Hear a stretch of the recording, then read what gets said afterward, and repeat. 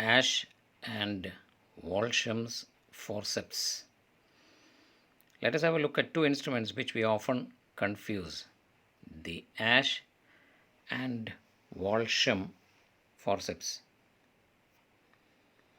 This is the Asch septum forceps, angled blades, useful tool in nasal reconstructive procedures. The long bladed the long angled blades, it is angled here, combined with ergonomic handles, provide leverage and a secure grip for straightening the nasal bones. The Asch septum forceps.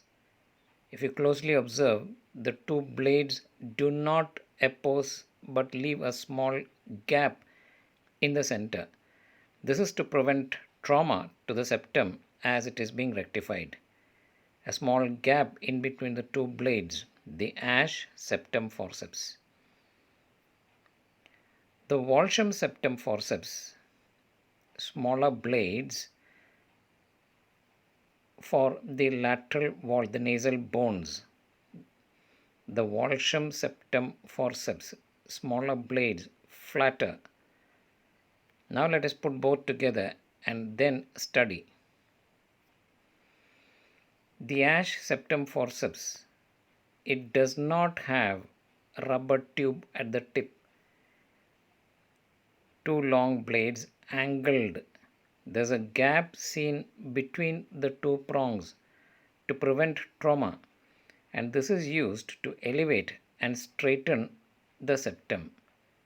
Primarily for the septum, two long blades, the Asch septal forceps with a gap in between.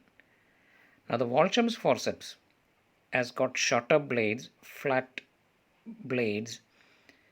There's a rubber tube on one tip to protect the skin.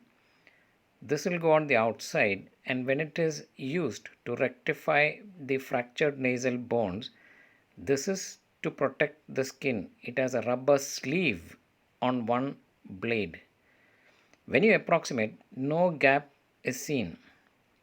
It is used to refracture and realign the nasal bones, and the Walsham's is smaller. The Asch is longer. No rubber tube, gap in between. There's no gap in between. There's no rubber sleeve. There's a rubber sleeve on one blade to protect the skin.